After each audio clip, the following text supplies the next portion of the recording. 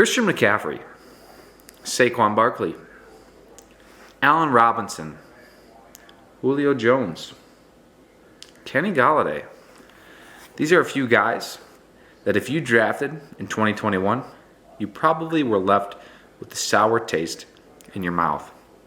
So today, the video is going to be about players that I think will have the same effect on your fantasy team in 2022 if you decide to draft them. So, without further ado, I got my tea. Let's get into it.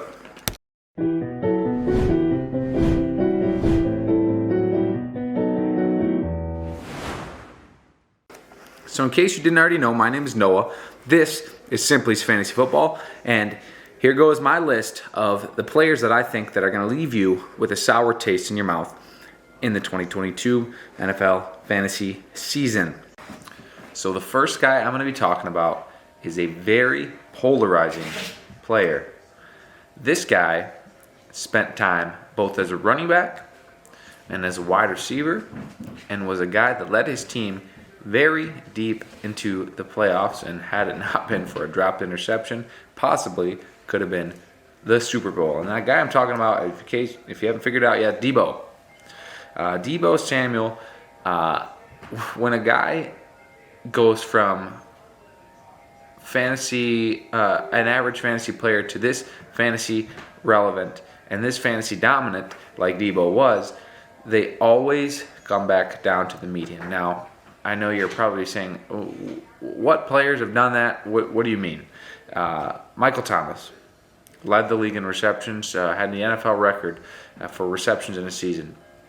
The next year, obviously, he was very underwhelming. Christian McCaffrey, over 2,000 all-purpose yards.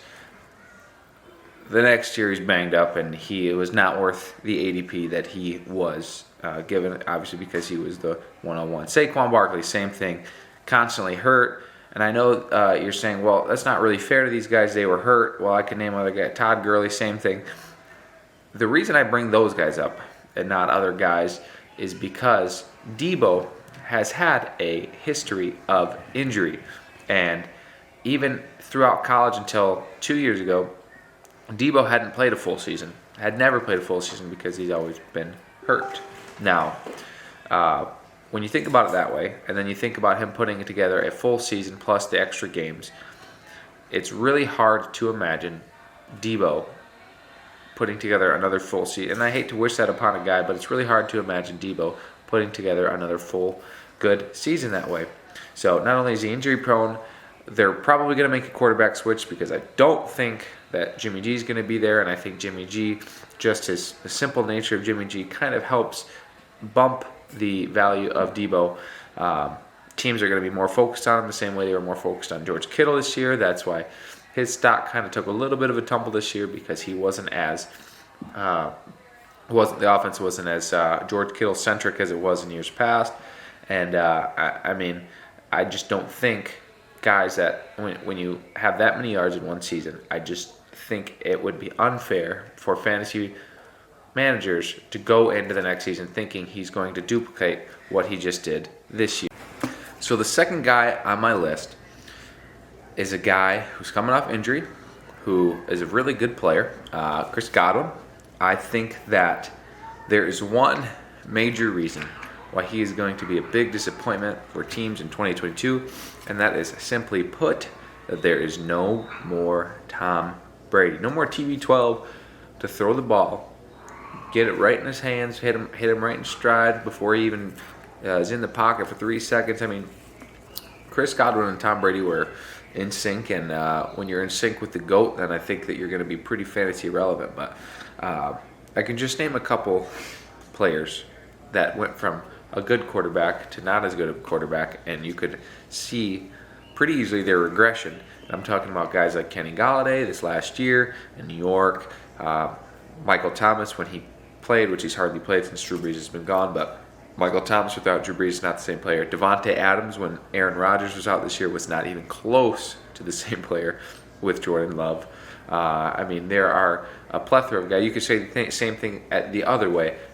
Cooper Kupp was a good fantasy player, but now he's a great fantasy player because he's got a much better quarterback in Matthew Stafford. So quarterbacks matter. And I think Chris Godwin is going to have a high price tag coming into the year, coming off injury nonetheless. And without Tom Brady, I just don't know what to expect because he might have all the talent in the world, but if somebody cannot deliver the ball to him the way that Tom Brady could, his stock, I think, is obviously going to take a tumble. Also, I know the Bucs really want to re-sign him. I don't know what a Bruce Arians run offense is going to look like, even if they got like a guy named Deshaun Watson or a big name quarterback like a Russell Wilson, or they go all out and trade in the offseason. I don't know what that looks like, and I just don't think he's going to have as much output as he did with Tom Brady in 2022. So that's why I think Godwin, he might be reaching a little bit. Even in dynasty leagues, you might be reaching a little bit for Chris Godwin. The next guy I think is going to be one of the biggest letdowns of the year is DeAndre Hopkins. Now, I know he was hobbled at the end of the year, and I know that he still has wicked good hands, but he's aging. Again, he's starting to get hamstring problems. We saw another guy in the league who was a freak in the receiving game, Julio Jones, that's had nagging hamstring injuries. They don't just go away, especially when you're getting older. This is a guy that I love to watch him play when he's really good, but I just don't think he's going to be able to come back and be 100% of the DeAndre Hopkins that we know and we love, especially because Kyler Murray, the young guy, now has shiny toys to throw to. I mean, Zach Ertz, they're probably going to get a running back that they're going to divvy the ball to. They have Rondale Moore. I mean, they still have all these guys that are good young pieces that Hopkins is as necessary in the offense as he may have used to be. So Hopkins is going to be the guy that I think is going to be drafted a little bit too high. Even outside of dynasty leagues, I think he'll be drafted too high, and will just disappoint for 2022. Just want to give a little bit of a disclaimer in this video. My grandma didn't die. We just got a new cat. Well, not that I know. I don't think my grandma died. We just got a new cat, so allergies are a little acting up today. So if you see my nose running and my eyes watering, it's because this cat is it's going to be the death of me. So thanks for bearing with me. Anyways, next guy. For the same reasons of Chris Godwin, Michael Thomas is going to be the next guy that I think people are going to be eager to draft coming into 2022 because he will have a good draft price, being that he hasn't played in a while. Still think he'll start moving up in the months before the draft, fantasy draft that is, and he will probably end up being taken too early. The only reason I say that is because we have a big question mark at quarterback situation. We don't know what that's going to look like, whether it's going to be Taysom Hill, if they're going to re-sign Jameis Winston, if they're going to go out and try to find a guy. We don't know what the coaching is going to look like. We don't know the play calling, how that whole situation in New Orleans is a big question mark right now. Alvin Kamara, we don't know what's going on with him. He could be going to jail. We don't know. So he's a guy right now that I think his stock is going to rise. I think people are going to reach for him, overdraft him. And if he has a guy like Taysom Hill throwing him the ball, if they don't re-sign Jameis, or even if they re-sign Jameis and don't have a great offensive scheme, then I think Michael Thomas could be one of those guys that is just way overdrafted. Again, even if he's drafting in the fourth round, could be a guy that we're way overdrafting. I mean, he doesn't even have any help around him either, so they'll be locked in on him on defense. They'll probably double him because their wide receiver room is Michael Thomas and you name it. I mean, you could pick a guy up off the street and it would be the New Orleans Saints wide receiver 2. So Michael Thomas is probably going to be overdrafted. And the last guy I think is going to be a big disappointment in 2022. And it almost brings a little joy to my heart saying this, is Devante Adams. I won't be surprised if the Green Bay Packers put the franchise tag on Devante Adams and keep him in the green and yellow for another year. But the problem is it's looking more and more likely that Aaron Rodgers will not remain a Green Bay Packer. So, with that being said, Devante Adams, again, if you watched how he looked when he had a quarterback who was subpar, inept, shaky to throwing the ball to him. Devante Adams, no matter how open he got, he just does not have that same connection, as he never will again, as he does with Rodgers. So Devante Adams, he's a generational talent, but without a generational quarterback, he's going to be way, way, way overdrafted, unfortunately. And I think his stat line is going to reflect that next year.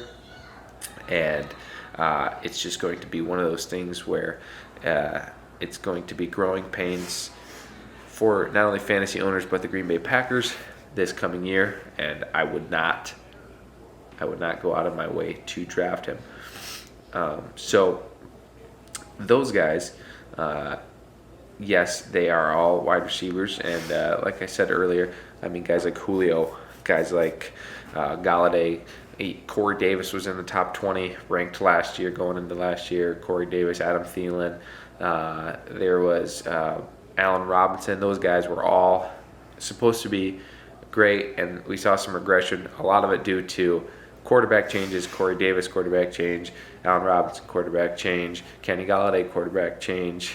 So what I'm trying to say is, with a lot of moving parts, a lot of different things going on in all of these guys' situation, I think it's safe to say that for the same reasons that those other guys fell out of the top 20 last year, I think a lot of these guys have the same sort of criteria, and that's why I'm probably going to be staying away from these 5 guys heading into 2022. So let me know what you think. Leave a comment down below. Don't forget to like and subscribe, and we'll see you on the next one. Peace.